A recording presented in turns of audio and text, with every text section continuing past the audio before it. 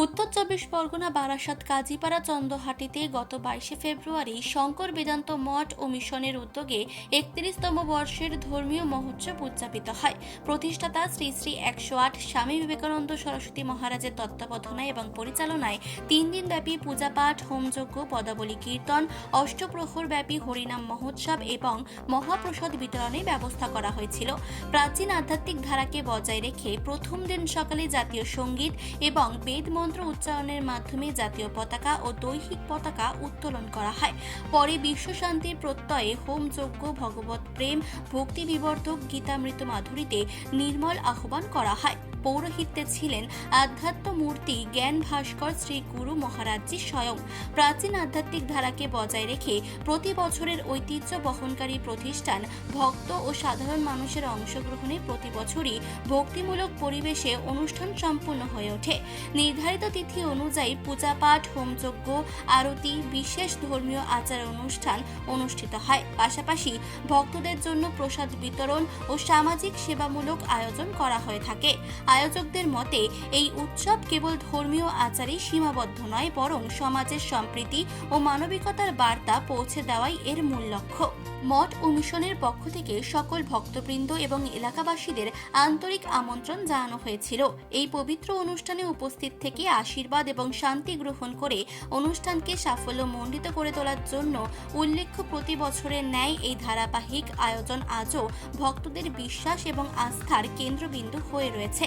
এবছরও শান্তিপূর্ণ এবং সুশৃঙ্খলভাবে অনুষ্ঠান সম্পন্ন হয়েছে। আচ্ছা, প্রথম আমাদের অনুষ্ঠান হচ্ছে সকালে পবিত্র বিশ্ব শান্তির প্রত্যয়ে গীতা হোমযজ্ঞ, তারপর মহাপ্রসাদ বিতরণ, তারপর বিকালে একটু ধর্মালোচনা থাকবে, সাথে সাথে পদাবলী কীর্তন। একজন বিরাট কীর্তনিয়া আমাদের এখানে এসেছেন, আর অনেকবার তিনি এসেছেন, শুভেন্দু কীর্তনিয়া, তার সাথীরাও এসছেন। সে কীর্তন থাকবে। কালকে অহর রাত্রি ভগবানের তারক ব্রহ্ম নাম কীর্তন হবে, ভক্তরা আস্বাদন গ্রহণ নেবেন।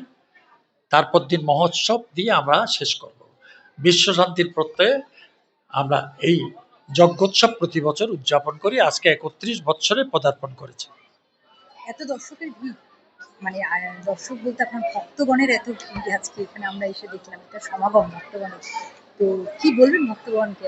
ভক্তগণের উদ্দেশ্যে যা কিছু বলছি, প্রথম থেকে তো ভক্তদের উদ্দেশ্যে আমি উপদেশ দিচ্ছি, তাই না?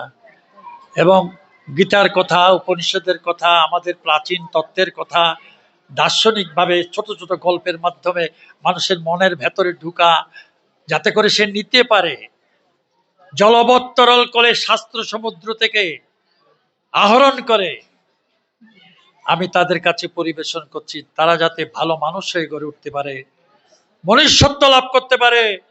সাথে সাথে মনুষ্য দেবত্ব, তারা দেবতা হবে। মানুষ দেবতা করার জন্যই এই অনুষ্ঠানের আয়োজন। এটাই আপনার কাছে বলা।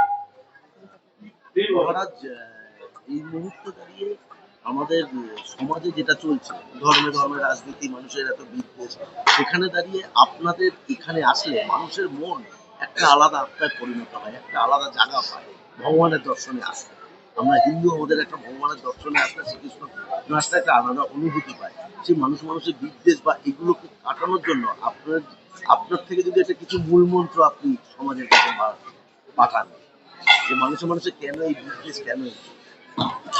বিদ্বেষটা হচ্ছে মানুষের হীনমন্যতা, অবিদ্যা বা অজ্ঞানতার জন্য।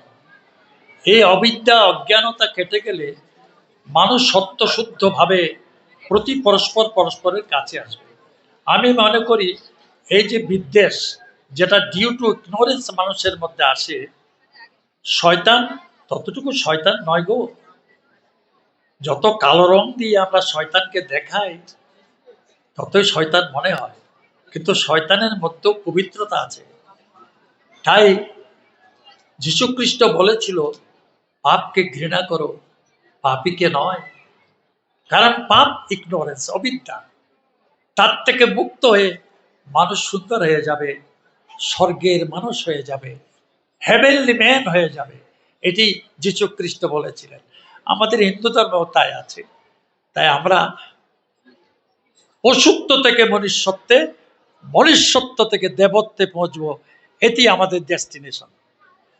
এই কথা বলে আপনারা যে আমাদেরকে সহযোগিতা করতে এসেছেন, আমাদের দু একটা কথা আপনারা আপনাদের যন্ত্রে ধারণ করে আপনারা নিয়ে যাচ্ছেন, আপনাদের সাথে বন্ধুত্ব হয়ে গেল, এটা কোনোদিন বিস্তৃত হবে না।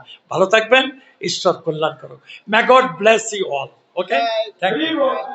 উত্তর 24 পরগনা বারাসাত থেকে চিফ এডিটর জিতেন সরকারের রিপোর্ট, চেতনা বার্তা, জেগে থাকে, জাগিয়ে রাখে।